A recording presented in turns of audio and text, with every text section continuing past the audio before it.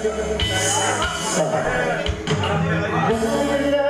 isipan sa balik sa nakaraan.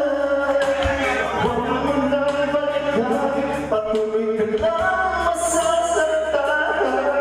Hindi nagulat sa kakaisip sa isang magandang larawan.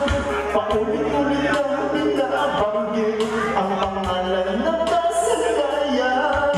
Tayo ang pinatagpo, ngunit hindi ito nawala.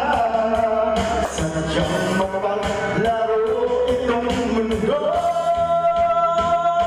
Kinalimutan kahit nahihirap.